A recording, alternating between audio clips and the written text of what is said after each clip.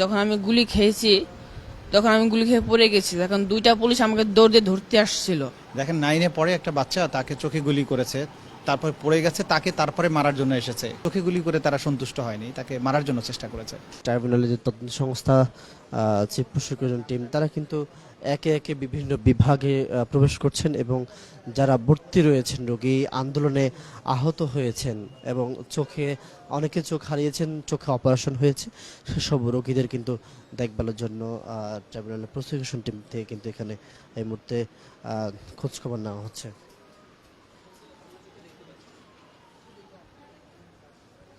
আমার হচ্ছে চোখের এই যে এই কোনাতে ঢুকে পিছনে যে রেটিনাটা ছিঁড়ে ফেলছে। কোন স্থানে ঘটনা ঘটেছে? সাভার বাস স্ট্যান্ডে। যখন আমি গুলি খেয়েছি তখন আমি গুলি খেয়ে পড়ে গেছি। তখন দুইটা পুলিশ আমাকে দৌড় দিয়ে ধরতে আসছিল। তখন আমি কোনো রকম উঠে দৌড় দিছি। তারপর আমি একটা বাসায় যে আশ্রয় নিয়েছিলাম, তারপর ওই বাসার সামনে আধা ঘন্টা পুলিশ টহল দিছিল। তখন আমি বের হইতে পারিনি। দেখেন 9-এ পড়ে একটা বাচ্চা, তাকে চোখে গুলি করেছে, তারপর পড়ে গেছে, তাকে তারপরে মারার জন্য এসেছে। আশ্রয় নিয়েছে আরেক জায়গায়, সেই বাড়িতে গিয়ে খোঁজার চেষ্টা করেছে, তল্লাশি দিয়েছে। একটা রাষ্ট্রের বাহিনী, এটা কল্পনা করতে পারেন যে একটা দেশে একটা পুলিশ বাহিনী যাদের জনগণের নিরাপত্তা দেওয়ার কথা, এতটুকু একটা বাচ্চা তাকেও মারার জন্য গুলি করে, চোখে গুলি করে তারা সন্তুষ্ট হয়নি, তাকে মারার জন্য চেষ্টা করেছে। এটা যেটা ঘটেছে বাংলাদেশের ইতিহাসে, এর চেয়ে বড় মানবতা বিরোধী অপরাধ আর হতে পারে না। তো আমরা এই যে দৃশ্যগুলো যেখানে যাচ্ছে সেখানে দেখছি, কারো খুলি উড়ে গেছে, চোখ উড়ে গেছে, মুখ উড়ে গেছে, সারা শরীরে গুলি, পুরো শরীরটা মনে হচ্ছে যে পিলেট দিয়ে ভরে আছে।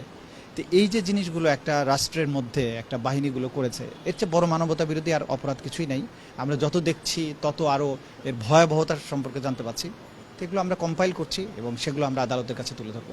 এখানে ওনারা চিকিৎসা দিয়েছেন প্রায় 900 রোগীর কথা, এবং আজকে এই পর্যন্ত ভর্তি আছে 47। আর বাকি যে এখানে তথ্য, কতজন রোগীর এক চোখ নষ্ট হয়েছে, কতজনের 2 চোখ, কার কি আহত, কি অবস্থা, এগুলো এই হাসপাতালের কর্তৃপক্ষ, ডাক্তার সাহেবরা যারা আছেন, ওনারাই এই ব্যাপারটা আপনাদেরকে ব্যাখ্যা দিবেন।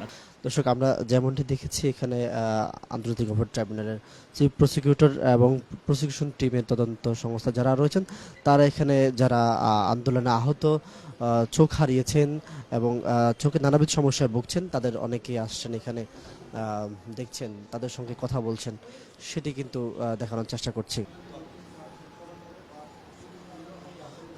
আমরা যেমনটি দেখতে পাচ্ছি যে একে একে তিনি কিন্তু যারা চোখের সমস্যায় ভুগছেন, চোখ হারিয়েছেন, প্রত্যেকেরই খোঁজ খবর নিচ্ছেন এবং প্রত্যেকে কিন্তু এখানে নানাভাবে কারো চোখে গুলি লেগেছে, কারো চোখে টিয়ার শেল, বেশিরভাগ আসলে টিয়ার শেল গুলির নানানবিধ সমস্যা কিন্তু আমরা দেখেছি।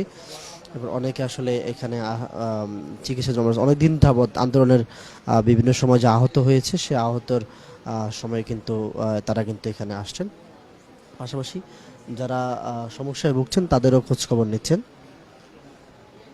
আমি যাত্রাবাড়ি আসছিলাম, আন্দোলনে গেছি, আর গুলি লাগছে এখান থেকে, আর কি করতেছি। আর 18 জুলাই তো গুলি খেয়েছিলাম, গুলি খাওয়ার পরে এখানে আসছি তিনবার আসার পর, আর 3বার আসছি, 3বার পরে এখন একবার ভর্তি ছিলাম, একবার ভর্তি 1 সপ্তাহ পরে আবার অপারেশন একটা হয়েছে বলতে সুই দিছিল, সুই দিয়ে চলে গেছিলাম, আবার 1 তারিখে ভর্তি হয়েছি। অপারেশন একটা হয়েছে, আরও একটা অপারেশন বাকি আছে আর কি, এই অপারেশনটা আর কি হবে, ওইটার লেগে আর কি এখন করতেছি। চোখে আমার গুলি ঢুকছে দুইটা ঢোকার পর সাথে সাথে আমি চোখ বন্ধ রাখছি, আর দেখতে পারি নাই, তখন থেকে এমন অবস্থায় আছে। এখন শুধু লাইট দেখলে, শুধু লাইটের আলো বুঝতে পারি, তাছাড়া কিছুই না। আমার ডান চোখ। ডাক্তার এখন বলছে যে তোমাকে এখন ড্রপ দিলাম, অপারেশন করলাম, আমরা আশাবাদী। এখন জানি না পরবর্তীতে কি হবে। ডাক্তার তো সবাইকে একই কথাই বলেছে, কোনো গ্যারান্টি নেই, সবাই আশাবাদী, আশা নিয়ে অপারেশন করতেছে, ও ড্রপ দিচ্ছে। প্রসিকিউটর তিনি কিন্তু দেখছি যারা আসলে আহত আছেন তাদের সঙ্গে কিন্তু ছবি তুলছেন এবং যারা বিশেষ করে বৈষম্য বিরোধী আন্দোলনে যারা আহত হয়েছেন, অনেকে আসলে আহত হয়েছেন, চোখ হারিয়েছেন, তাদের সঙ্গে কিন্তু তাদের পরিবারের স্বজনদের দেখভাল করার চেষ্টা করছেন, খোঁজ খবর নিচ্ছেন। তো দর্শক, এই ছিল আমার কাছে বৈষম্য বিরোধী ছাত্র আন্দোলন যারা আহত হয়েছেন জাতীয় চক্ষু বিজ্ঞান ইনস্টিটিউট থেকে সর্বশেষ খবর।